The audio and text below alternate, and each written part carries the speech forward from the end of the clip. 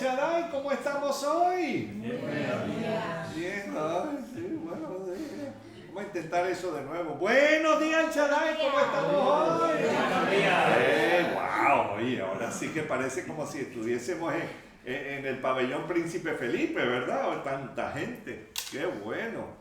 Yo me acuerdo hace años que Mercedes y yo de vez en cuando veíamos distintos predicadores ahí en la televisión, eso fue en Puerto Rico, y había un señor que claro, era uno de estos de la prosperidad, pero se notaba que él estaba ahí hablando solo. Él hablaba como si estuviese en un anfiteatro o qué sé yo, pero no, ahí él estaba y dieron, claro, filmaron un poquito a los lados y dijeron, más nunca vamos a filmar a los lados para que la gente no vea que no estamos prosperando tanto como... Entonces, pero sabemos que la prosperidad del Señor no necesariamente es una prosperidad económica, ni tampoco así de muchas cosas o de muchas personas, no, es prosperar en su amor, prosperar en su sabiduría, y eso lo encontramos en su palabra. Y entonces, gracias hermana, entonces, parecía que ya estábamos en una discoteca. No, tranquilos que no me voy a poner a bailar aquí, no sería bueno, no. Bailaré cuando ya esté en el cielo, ahí sí que... Parece que apareció Ringo. Entonces, tengo que confesar algo y pedirles perdón a mis hermanos del Perú y de otros países que también tienen esa misma palabrita. Yo dije la semana pasada que Mercedes me había hecho un guarapito. Y entonces, claro, en mi cuadro no significa lo que significa en otros lugares. Y claro, como yo no ando metido en esos mundos, entonces para mí era algo normal. Como pueden ver, no están saliendo burbujas de mi boca. Guarapito para mí no es una bebida alcohólica. Y entonces, hermanos, si yo les digo que busquen el guarapito, por favor, no, ella no tampoco tiene bebidas alcohólicas ni nada. Entonces, mil disculpas a todos los que escucharon eso la semana pasada y ya no vuelvo a usar esa palabra, por lo menos aquí en estos medios. Entonces, y si por X o Y, si yo digo algo, y en realidad para tu contexto o los contextos aquí tenemos varios países representados, o sea, no es mi intención usar una palabra grosera ni nada, pero si hay algo así, por favor, házmelo saber y no vuelvo a usarlo. Entonces, pero claro, y eso es parte de ser un creyente, es de no seguir viviendo de la manera como uno vivía antes, o usar las palabras que uno usaba antes. Y vamos a ver un poquito de eso hoy. Entonces vamos a buscar Marcos 14, 66 al 72. Marcos 14, 66 al 72.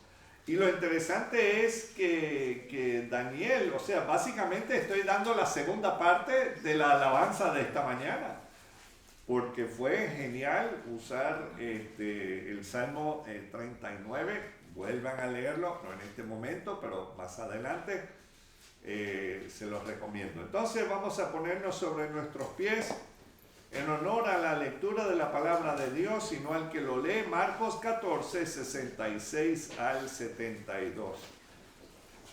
Y tenemos que saber que, claro, ya están en el patio de la casa del sumo sacerdote. ¿Okay?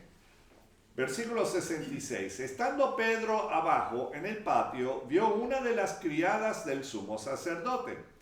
Y cuando vio a Pedro que se calentaba, mirándole dijo, tú también estabas con Jesús el Nazareno. Mas él negó diciendo, no le conozco, ni sé lo que dices.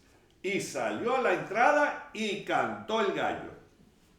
Y la criada, viéndole otra vez, comenzó a decir a los que estaban allí, este es de ellos. Pero él negó otra vez.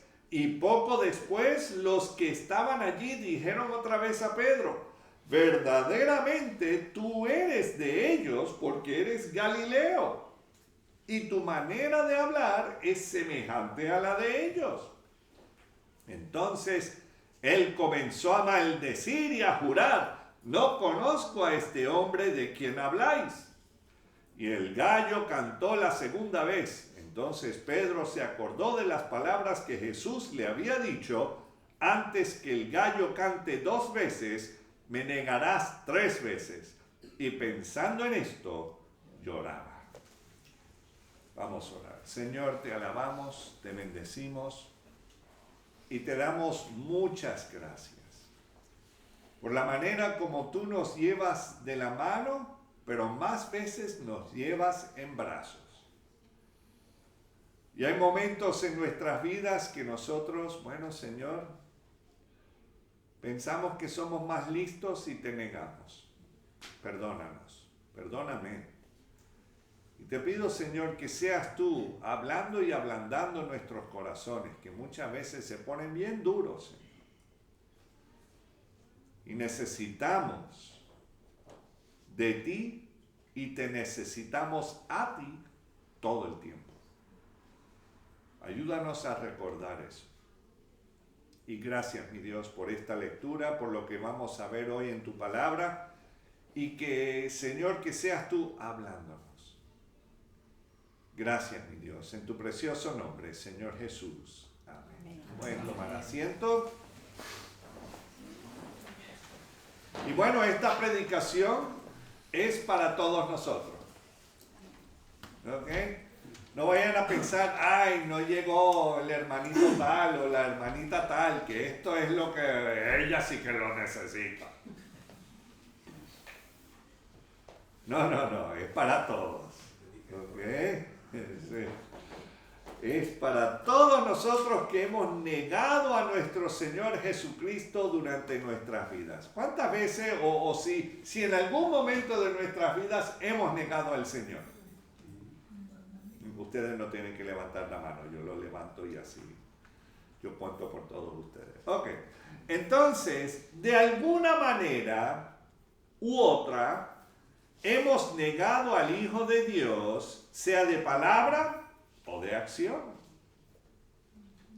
Y por supuesto, después de haberlo hecho, el Espíritu Santo de Dios, que mora dentro del creyente, nos redarguye. No sé si lo han experimentado. Yo sí. Y ahí tenemos 2 pensamientos. El primero es arrepentirnos de lo que hemos hecho y depender totalmente del perdón y de la misericordia divina, ¿verdad? La otra decisión es seguir cavando un hoyo de necedad, no permitiendo que nuestro orgullo y nuestra testarudez se doblegue ante la voluntad del Todopoderoso hasta que ya es demasiado tarde. Una de esas dos decisiones. O nos arrepentimos o seguimos cavando ese hoyo. Lamentablemente mucha gente sigue cavando ese hoyo.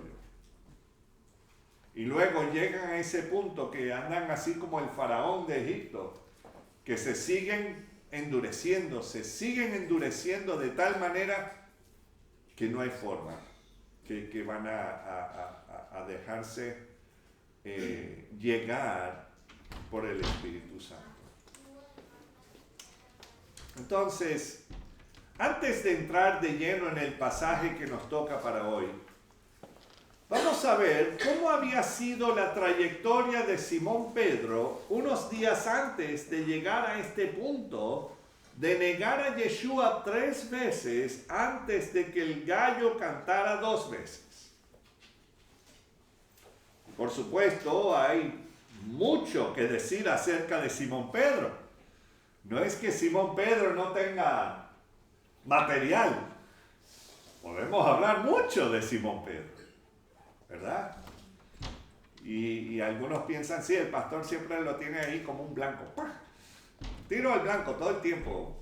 Si quieres culparle algo, cúlpale a Pedro o a Miguel. Entonces, no.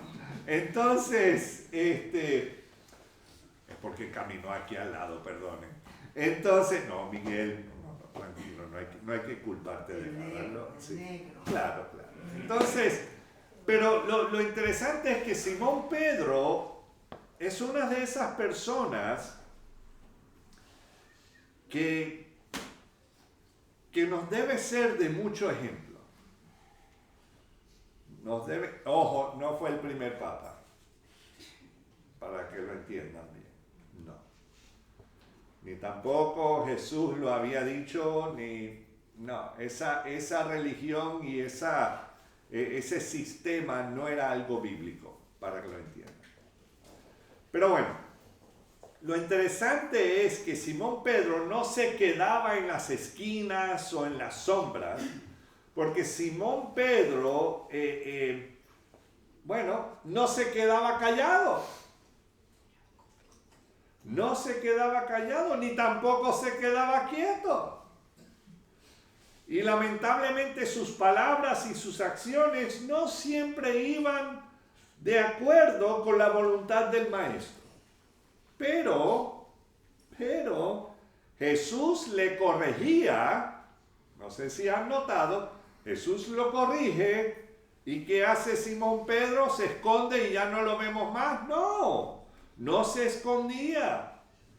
Después de la reprensión, él lo asumía y crecía a raíz de eso. No sé si lo han notado. La próxima vez que lean uno de los evangelios y están mirando la vida de Pedro, o sea, se van a dar cuenta de que después de que el Señor lo tostonea por X o Y razón, y ojo, siempre tenía la razón el maestro, pero él recapacitaba y crecía a raíz de eso. Y eso es algo que debemos aprender nosotros. De que cuando nosotros estamos, haciendo lo que a nosotros nos plazca, y el Señor nos dice, no, por ahí no, vente por acá, que sí, debemos reconocerlo, arrepentirnos y seguir para adelante. Amén. Amén. Amén, claro. Entonces, lo interesante es que Jesús le corregía y él seguía. Pedro, así con sus dos compañeros Jacobo y Juan, y ellos seguían hacia adelante tomando en cuenta las palabras y las correcciones del maestro. Y a cada rato estos tres, ¿qué era lo que siempre estaban discutiendo? ¿Qué lado les gustaba más? ¿No? ¿Quién era el mayor en el reino de los cielos? Muchachos, estos tres. Uy.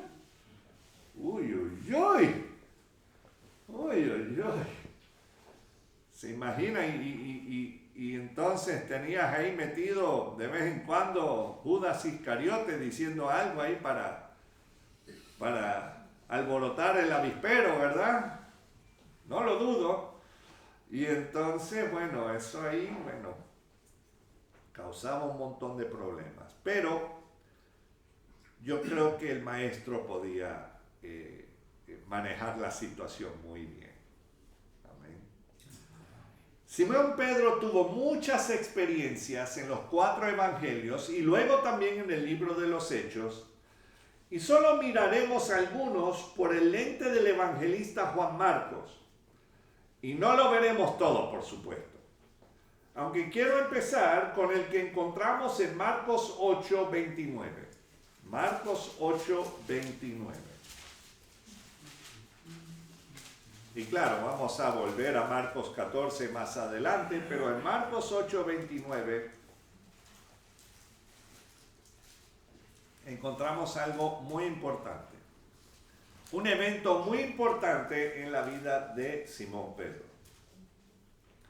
Y dice Marcos 8:29, entonces él, claro, está hablando del maestro de Yeshua, ¿verdad? Les dijo, ¿y vosotros quién decís que soy? Y respondiendo Pedro le dijo, tú eres el Cristo.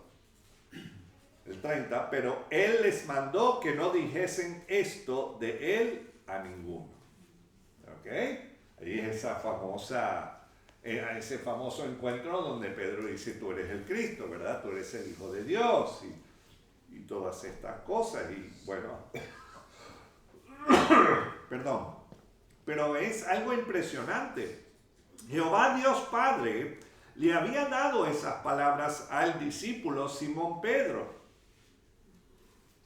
Él le hizo ver eso. O sea, eso no vino porque Pedro era tan, wow, sí, es verdad. No, eso fue el Señor.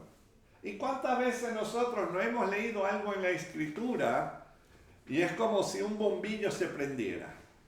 Ahí estaba, ya el Señor ya nos lo había dicho, pero ahí es donde nos hizo entender eso para ese día o para ese momento en nuestras vidas. Y eso es bien importante. Y vemos aquí que Simón Pedro necesitaba eso. Pero el detalle es que unos versículos más adelante encontramos la próxima intervención con el maestro. Y esa no fue muy halagadora, que digamos. Vamos a hablar de algo que ocurrió solo unos minutos después del pronunciamiento divino, tú eres el Cristo, ¿verdad? O tú eres el Mesías, o tú eres el ungido de Dios. Justo ahí mismo, en Marcos 8, vamos a bajar al versículo 31 y vamos a leer del versículo 31 al 38 y dice, y comenzó a enseñarles que le era necesario al Hijo del Hombre, y claro, sabemos que cuando Jesús se refiere al Hijo del Hombre se está refiriendo a él mismo, ¿cierto? Era necesario al Hijo del Hombre padecer mucho y ser desechado por los ancianos, por los principales sacerdotes y por los escribas, y ser ¿qué? Ser muerto y resucitar después de 3 días. 32. Esto les decía claramente, y ahora vamos a ver dónde se mete Pedro. Entonces Pedro le tomó aparte y comenzó a reconvenirle. Ay, Señor. Jesús les está diciendo exactamente lo que él tiene que hacer para poder cumplir con la misión principal que tuvo para su primera venida. Y vemos aquí a Simón Pedro tratando de convencer al maestro que no lo hiciera. No lo haga. No lo haga.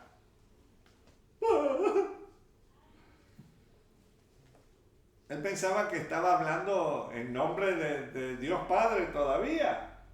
No creo. Y muchas veces nosotros decimos y hacemos cosas que no van de acuerdo con la voluntad de Dios, ni tampoco concuerda con sus propósitos para nuestras vidas.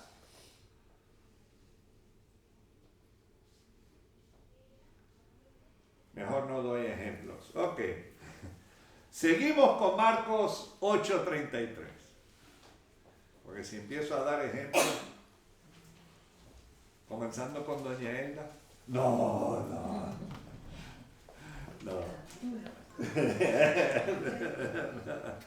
Pero ahí en Marcos 8:33 dice, pero él, claro, estamos hablando del maestro de Jesús, volviéndose y mirando a los discípulos, ¿qué hizo? Reprendió a Pedro diciendo, no era nada halagadora, quítate de delante de mí, Satanás. ¡Wow! ¡Wow! ¿Te gustaría que el maestro te dijera eso? No. Uy, no, gracias. O sea, yo creo que ahí ahí despertaría, espero. Porque no pones la mira en las cosas de Dios, sino en las de los hombres.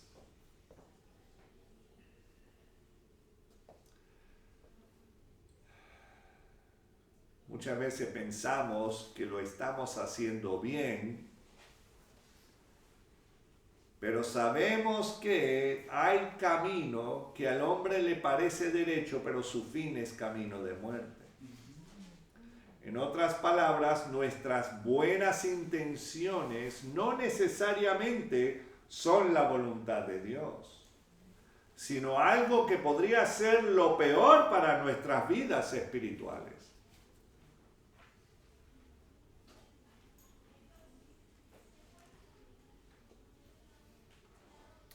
Jesús tuvo que reprender a Pedro delante de todos para así que todos cayeran en tiempo.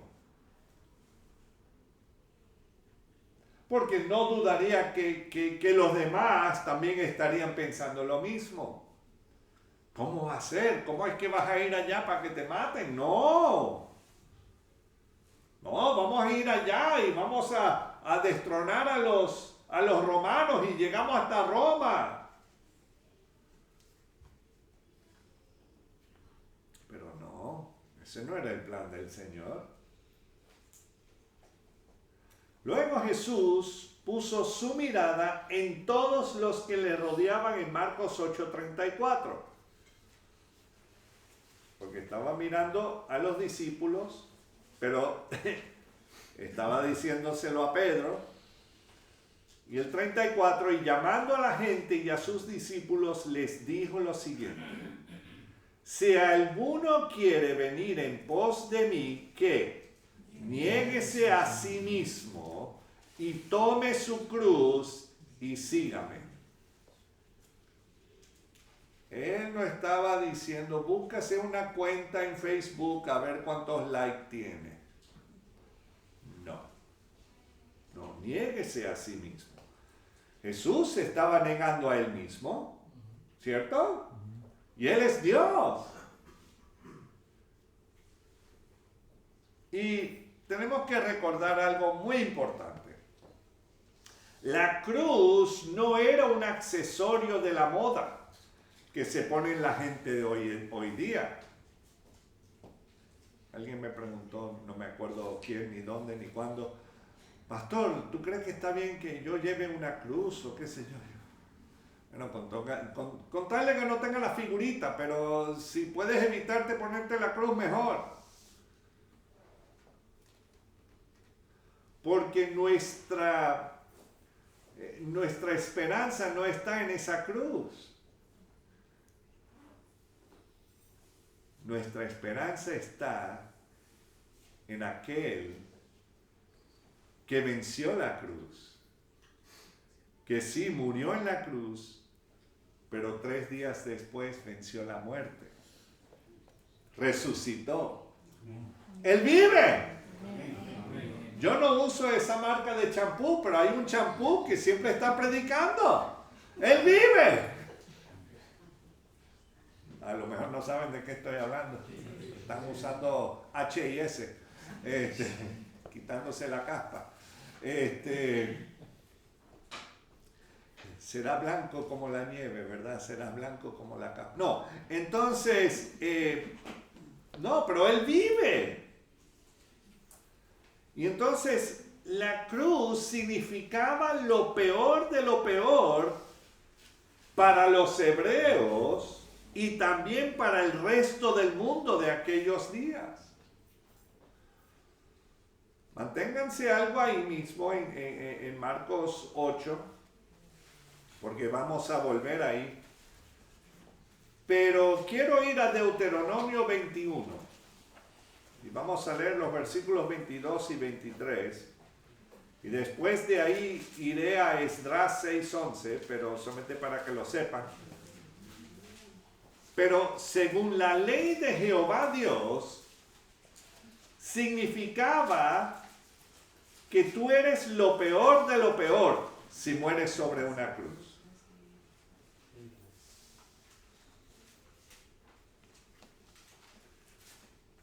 Vamos a leer lo que dijo Moisés en Deuteronomio 21, 22 y 23. Dice: si alguno hubiere cometido algún crimen digno de muerte, y lo hiciereis morir, y lo colgareis en un madero. ¿Estamos viéndolo? 23. No dejaréis que su cuerpo pase la noche sobre el madero. Sin falta lo enterrarás el mismo día, porque maldito por Dios es el colgado. Y no contaminarás tu tierra que Jehová tu Dios te da por heredad.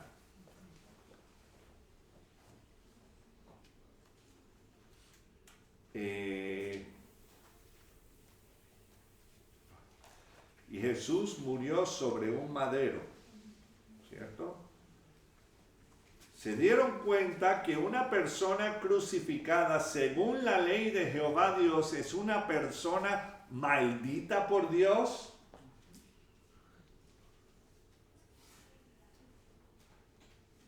Ojo, lo interesante es que los romanos no se inventaron la crucifixión.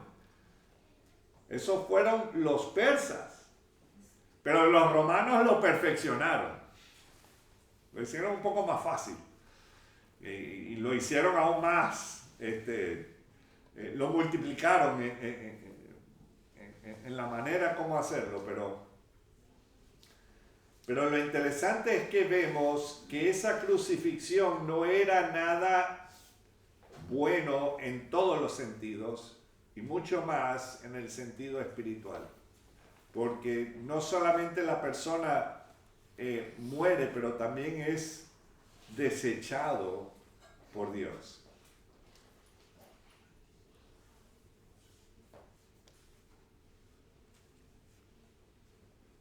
Y hay un detalle que no se predica muy a menudo acerca de las personas sentenciadas a la crucifixión. Y por eso digo, voy a ir a Esdras 6:11, solamente para ver un pedacito. Y claro, todo ese capítulo es bien interesante porque nos está mostrando una carta escrita por Darío I, el rey de los persas, Darío el Grande, y da la siguiente sentencia para los crucificados. Esdras 6:11 dice: también por mí es dada orden que cualquiera que altere este decreto se le arranque un madero de su casa. O sea, no es que vas a ir al bosque a sacar una maderita y hacerlo. No, que lo arranquen de tu propia casa.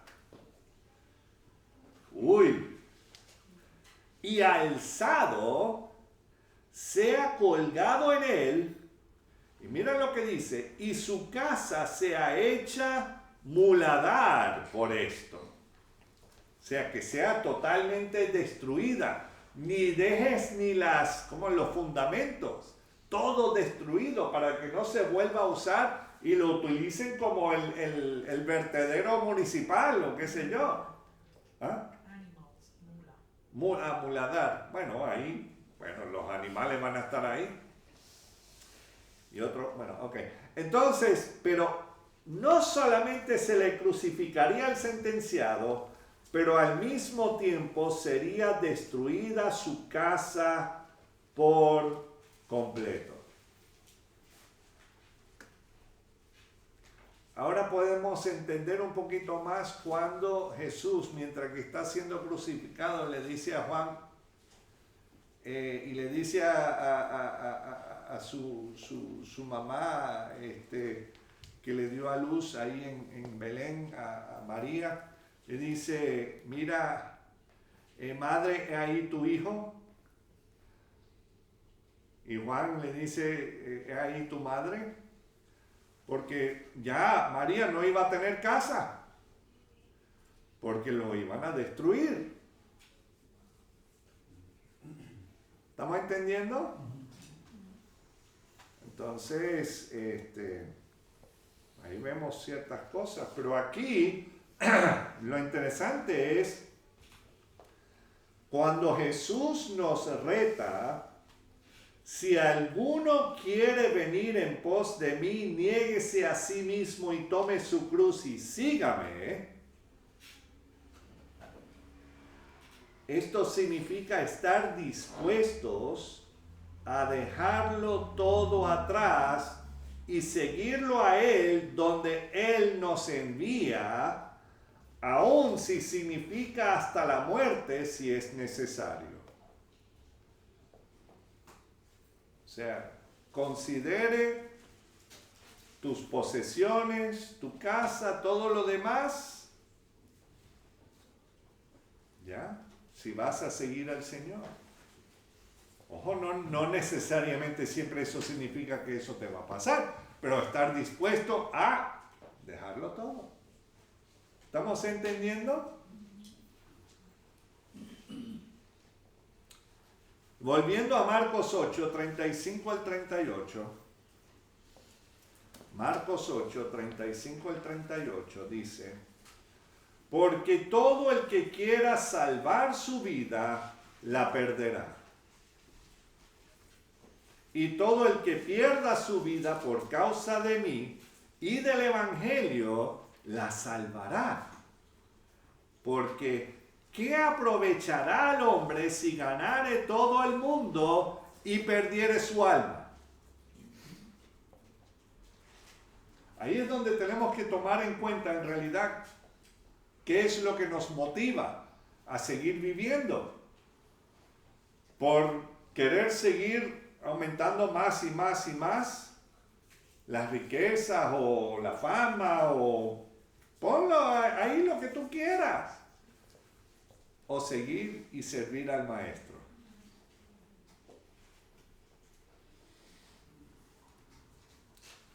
Los discípulos que estaban presentes con el Maestro habían hecho eso mismo. Lo habían dejado todo y seguían al Maestro. Habían seguido a Jesús dejándolo todo. Seguimos con el 37. ¿O qué recompensa dará el hombre por su alma? ¿Qué tú puedes hacer o dar para merecer el cielo? Nada. Nada. Porque Jesús ya lo dio todo. Tienes que reconocer que Él lo hizo. Y someternos bajo su dirección. Porque el que se avergonzare, el 38, porque el que se avergonzare de mí y de mis palabras en esta generación adúltera y pecadora, el Hijo del Hombre se avergonzará también de él cuando venga en la gloria de su Padre con los santos ángeles. Volveré a ese pasaje más adelante, pero vamos a dejarlo ahí en remojo. Marcos 8:38. Ahora vamos a buscar Marcos 10. Marcos 10. Y claro, estamos mirando ciertas cosas que ocurrieron en la vida de Pedro antes de que él negara al Maestro. Y claro, no estamos viéndolo todo, o sea, ni una décima parte estamos mirando. Marcos 10, 23 al 30, no lo leeremos todo, pero aquí encontramos a Jesús y a sus discípulos reunidos después que el joven rico, ¿se acuerdan que Daniel había hablado un poquito acerca del joven rico durante la alabanza? Después que el joven rico se fue triste por tener un apego tremendísimo con sus posesiones. No sé qué le gustaba más, la Play o no sé, ahí ya no sé. Pero leemos a Jesús hablando a partir del versículo 23, Marcos 10, 23. Entonces Jesús, mirando alrededor, dijo a sus discípulos: cuán difícilmente entrarán en el reino de Dios los que tienen riquezas. 24. Los discípulos se asombraron de sus palabras, pero Jesús respondiendo volvió a decirles: hijos, cuán difícil les es entrar en el reino de Dios a los que confían en las riquezas. Más fácil es pasar un camello por el ojo de una aguja que entrar un rico en el reino de Dios. Ahí vemos, exactamente. El Señor solamente busca a los pobres. No. A los de pobre corazón sí. Pero hay muchos pobres que son bien orgullosos. Igual que hay muchos ricos que son bien humildes. O sea que eso es como está el corazón. Ahora, ¿significa que los ricos materialmente hablando no se salvan? Claro que a eso no se refiere Jesús. Vamos a seguir leyendo y veremos por qué. Ahí el versículo 26, Marcos 10, 26. Ellos se asombraban aún más diciendo entre sí, ¿quién pues podrá ser salvo? Entonces Jesús mirándolos dijo, para los hombres, ¿qué? Es imposible.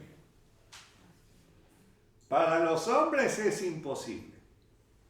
¿Mas para quién? Para Dios, no. Porque todas las cosas, ¿cuántas? Todas las cosas son, ¿qué? Posibles para Dios. Para todos ustedes que creen que, bueno, ya, yo me salvaré antes de morirme. Bueno, así como dijo Daniel hoy, no te acuestes de ese lado. No sabemos. ¿Saben? Tú tienes la potestad sobre el oxígeno que tú respiras. ¿Tú tienes la potestad sobre ese corazón que late? No sabemos nada. El Señor sí lo sabe todo. Entonces, tenemos que estar bien pendientes de en qué lugar estoy con el Señor.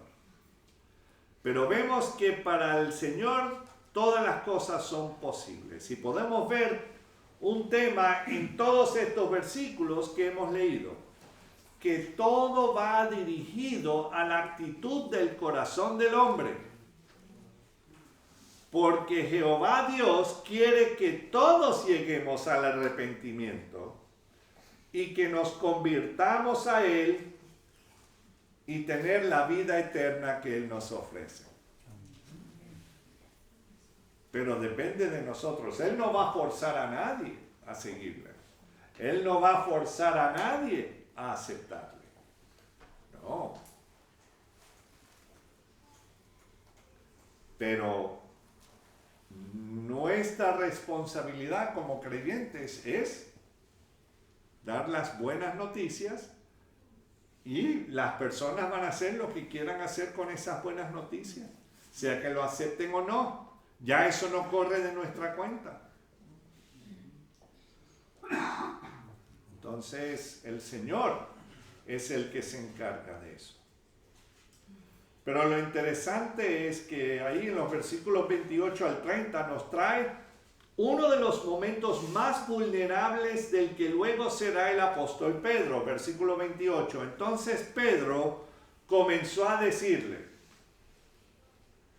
eso es lo que me encanta de Pedro, no se queda con nada. Señor, comenzó a decirle, he aquí, nosotros lo hemos dejado todo y te hemos seguido. O sea, a lo mejor estaba buscando el contrato. Mira, aquí está, ahí. No, ahí no sé. No. Pero ahí te hemos seguido. Y aquí vemos a la familia de Pedro, a Andrés, a la familia de Jacobo y de Juan también, que experimentaron dejar sus labores de pescadores en el mar de Galilea para seguir a Yeshua. ¿Se acuerdan? Y sí, ellos lo dejaron todo para seguirlo a él. Versículo 29, respondió Jesús y dijo, de cierto os digo que no hay ninguno que haya dejado, escuchen bien, casa, o hermanos, o hermanas, o padre, o madre, o mujer, o hijos, o tierras, por causa de mí y del Evangelio, mira el 30, que no reciba que 100 veces más ahora en este tiempo, casas, hermanos, hermanas, madres, hijos y tierras, con, mira la ñapa, con persecuciones, y en el siglo venidero, ¿qué? La vida eterna. O sea, en otras palabras, no estemos pensando en esta vida. Posiblemente vengan cosas fuertes que no querramos ni repetir, ni hablar. Pero el detalle es que el Señor nos promete la vida eterna con Él. Eso sí. Esa es la mejor vida que quiero. No la mejor vida ahora. Uy, no. O sea, si el Señor me quiere dar una mejor vida, bueno, gloria a Dios, pero no. Y qué interesante, porque Mercedes y yo hemos dejado casa. O sea, no estoy aquí para... Como Pedro. Sí. Mal pescador he sido. Una vez hasta traté de pescar hasta con queso. No funcionó. Pero lo interesante... Pero lo interesante es que hemos dejado todo. Pero también tenemos familia aquí. Amén. Y es así, o sea, tenemos que recordar que nuestra familia, en realidad, sí, el Señor nos ha dado una familia terrenal, por supuesto, pero en realidad la familia que va a perdurar es la familia eterna, la que tendremos en el cielo. Entonces, vamos a empezar a pensar de esa manera, de que nuestra familia en realidad es nuestra familia celestial.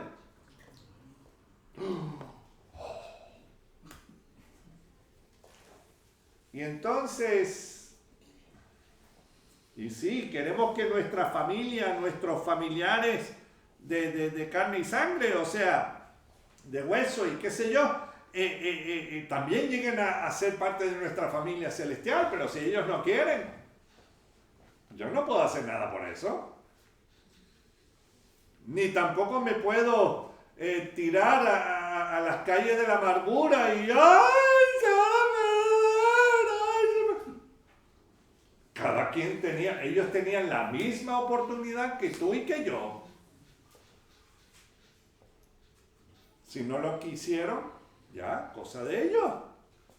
Si ellos quieren pasar la eternidad en el infierno, que se calienten.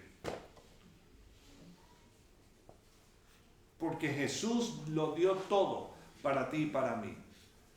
¿Por qué nosotros no podemos darlo todo para Él? Pero bueno, ahí está. Pero el detalle es que vemos que el siglo venidero tendremos la vida eterna y podemos acostarnos confiados que sea que sufrimos persecuciones o no suframos ninguna oposición en esta vida, si permanecemos fiel al que nos llamó, nuestra esperanza en Él es segura. Y hay muchos momentos, ¿cuántos? Muchos momentos en la vida de Simón Pedro que merecen más tiempo en investigar, sinceramente. Pero volvamos al pasaje de hoy. ¿Cuál era? Sí, Marcos 14. Marcos 14. Y vamos a leer los versículos 66 al 72. Marcos 14, 66 al 72. Y vemos que Jesús, unos versículos antes, le había dicho a Pedro que lo iba a negar aún después que Simón Pedro le había prometido morir por el maestro. ¿Se acuerdan cuando estaban ahí en la cena? Estaban en la cena de la Pascua y, oh Señor, yo daría mi vida hasta por ti. ¿Cómo nos llenamos la boca, no? Pero ahora, aún después de haberle cortado la oreja al siervo del sumo sacerdote, o sea que Pedrito se las trae. Pedro estaba ahí en el patio de la casa de Caifás, imagínate. Le acababa de cortar la oreja al tipo y ahí está. A lo mejor estaba el tipo ahí al otro lado del patio.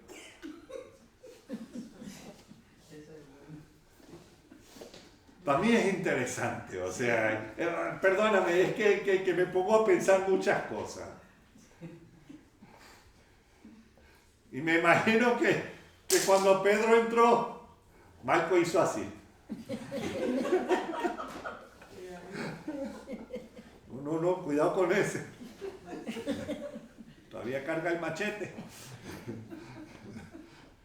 Gracias a Dios que era pescador, porque carnicero no era, pero logró cortarme la oreja, no sé qué puntería tenía, pero wow. Entonces, pero ahí estaba.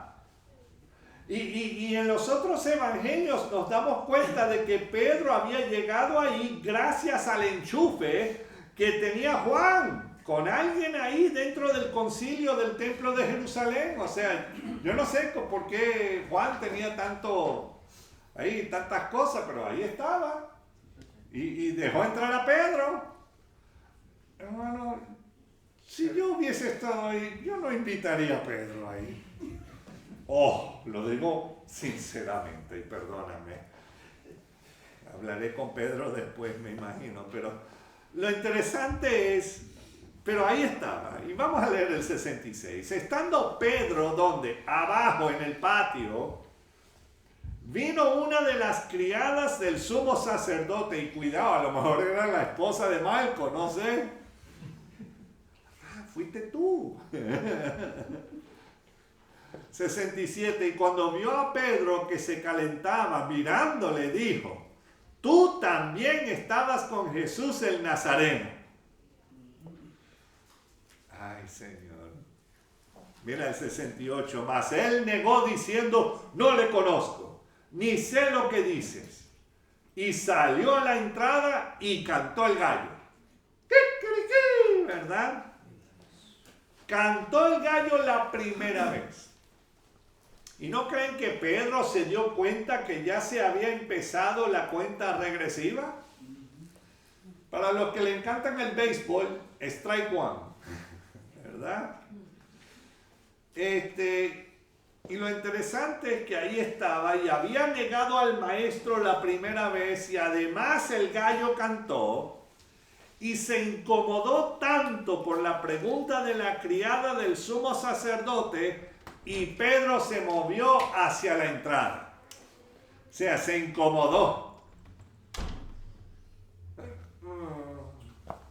Y fue hacia la entrada para ver si tenía que salir volado de ahí, ¿verdad?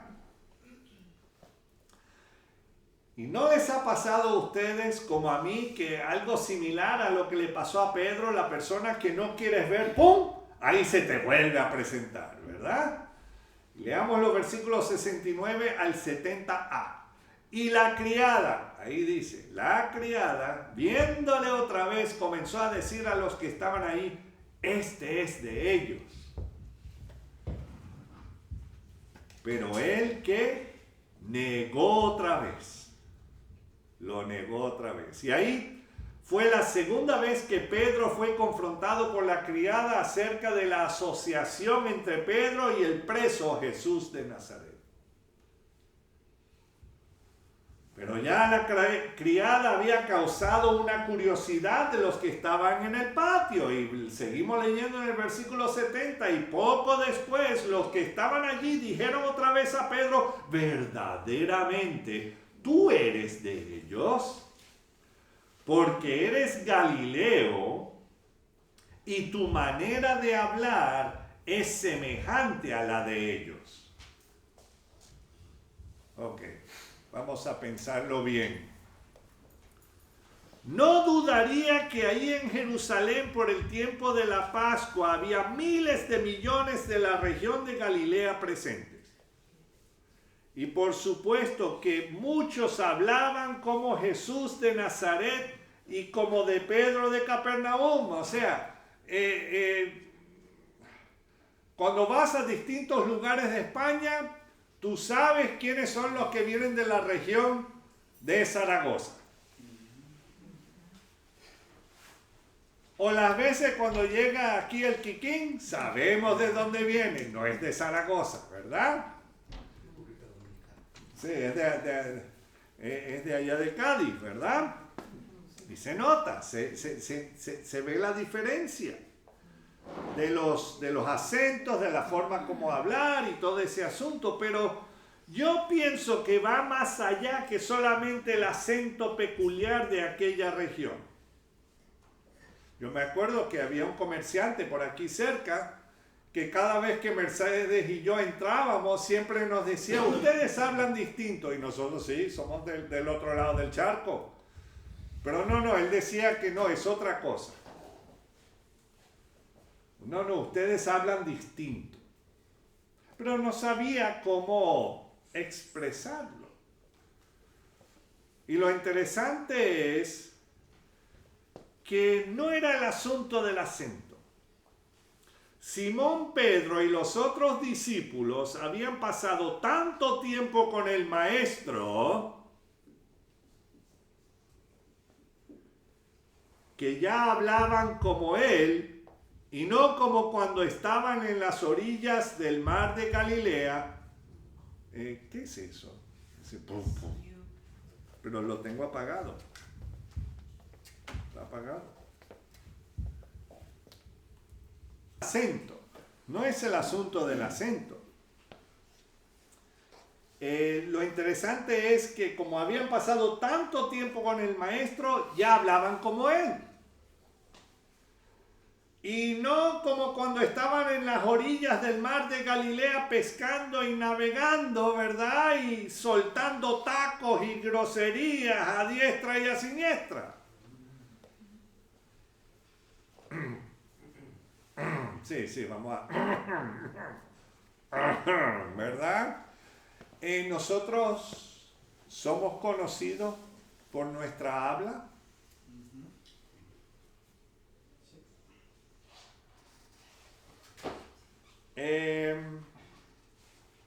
Y vamos a ver ahí los versículos 71 y 72.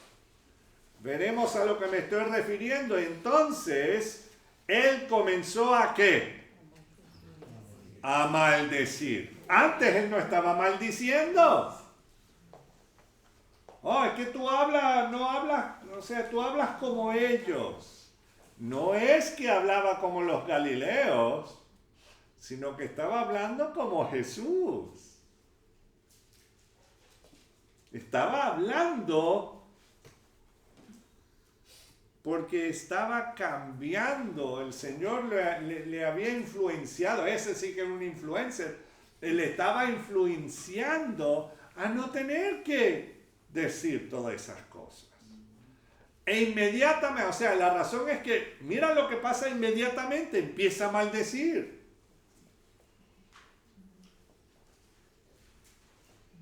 Pero maldigo en Galileo. ¿Pero qué es eso? Comenzó a maldecir y a jurar: no conozco a este hombre de quien habláis.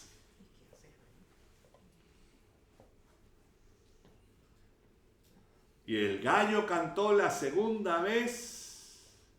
Entonces Pedro se acordó de las palabras que Jesús le había dicho: antes que el gallo cante 2 veces, me negarás 3 veces. Y pensando en esto, lloraba.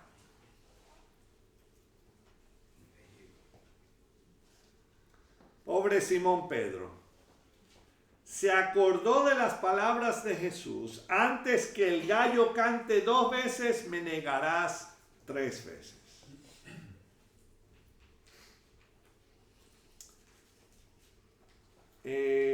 Hay algo interesante en Lucas 22, 61 y 62. Yo sé que solamente íbamos a quedarnos aquí en Marcos, pero hay un detalle bien interesante que yo creo que si nosotros hubiésemos estado ahí y hubiésemos visto esta escena,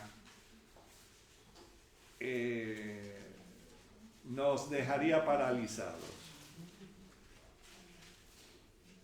El médico Lucas, escribiendo acerca de esta escena, añade un detalle que no puedo dejar pasar. Lucas 22, 61 y 62. Y claro, ya cantó el gallo, ya había empezado a maldecir, empezado a decir cosas y el 61, entonces, vuelto el Señor,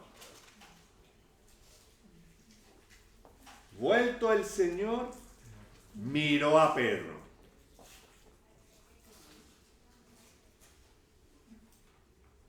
¿Cuántas veces, cuando éramos niños, o a un adulto, hemos dicho o hecho algo, y sean nuestras esposas o esposos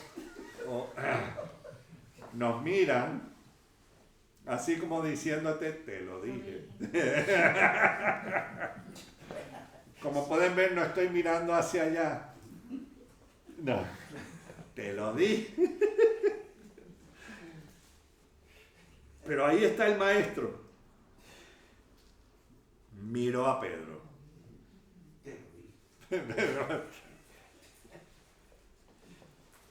Y Pedro se acordó de la palabra del Señor que le había dicho: antes que el gallo cante, me negarás 3 veces. Y Pedro, saliendo fuera, lloró como amargamente.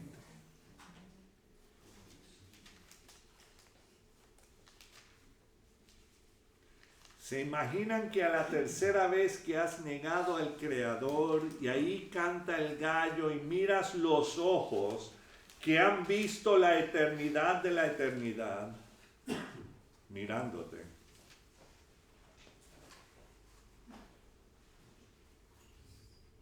¿No te causaría un poco de terror? Pero nosotros seguimos viviendo como si nada. Señor sabe. Sí, el Señor sabe, lo sabe muy bien.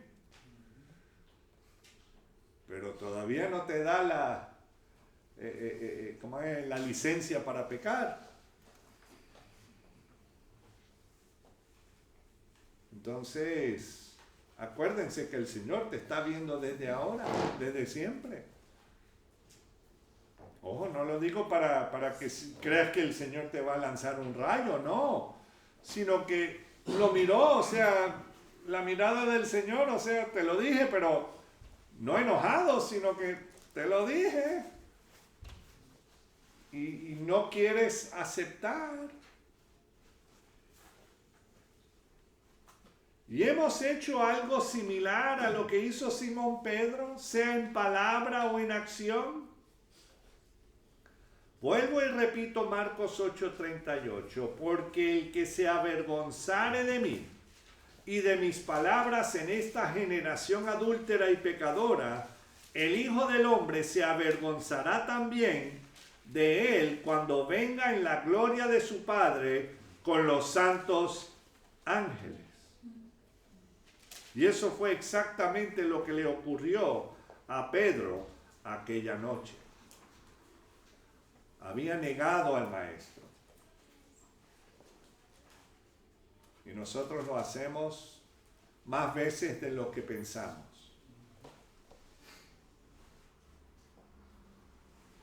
Se había avergonzado del Maestro, del Creador del universo, quien le dio la vida. Y también nos extiende su vida eterna. Es tiempo de que reflexionemos y nos arrepintamos y cambiamos el curso y el rumbo de nuestras vidas. Como dije al principio, hay dos formas que puedes ver y tomar esto. El primero es de arrepentimiento de lo que hemos hecho y depender totalmente del perdón y de la misericordia divina. La otra decisión es seguir cavando un hoyo de necedad, no permitiendo que nuestro orgullo y nuestra testarudez se doblegue ante la voluntad del Todopoderoso y llegar y ver que es demasiado tarde. Si vamos a seguir al Señor, vamos a dejarlo todo y dejar que Él nos vaya cambiando. Yo no estoy diciendo que dejemos nuestras responsabilidades ni nada de eso. A eso no es lo que me estoy refiriendo, sino, ojo, nuestros corazones en realidad a quiénes o a quién están ligados. ¿Al Señor que nos dio la vida o a lo que más me da la gana?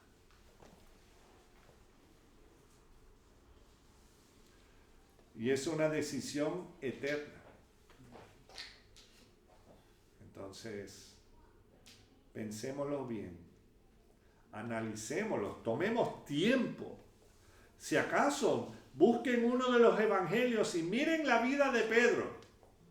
Especialmente el último capítulo del libro de Juan. Van a ver algo interesante, lo que hizo Jesús en la vida de Pedro, que hace lo mismo para con todos nosotros. Entonces,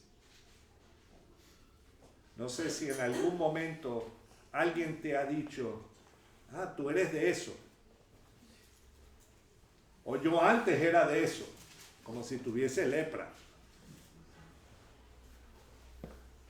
Conocimos una persona que decía, bueno, ok, no voy a entrar en esos detalles, pero que alguien te acuse que este es de ellos, es buena señal. Si ellos te dicen, tú eres uno más del montón, ahí hay que tener cuidado.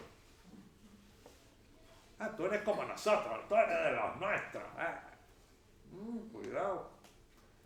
No. Si eres del Señor, vive y actúe de acuerdo a lo que es ser del Señor. Vamos a orar. Señor, te damos las gracias por tu amor. Te damos las gracias por tu misericordia, por tu perdón, Señor. Y aun cuando miraste a Pedro después de que Pedro te había negado, no lo hiciste con odio.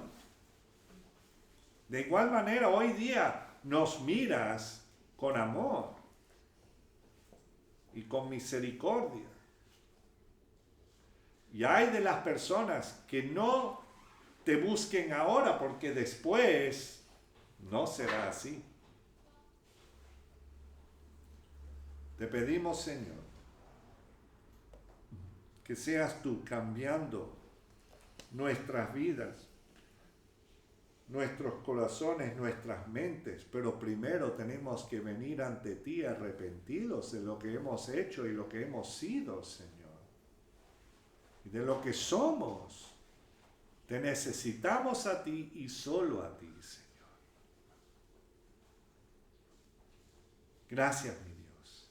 Gracias porque tenemos esa grata certeza que cuando venimos a ti, tú no nos desechas, sino que nos recibes con los brazos abiertos, listos para seguir hacia adelante en ti.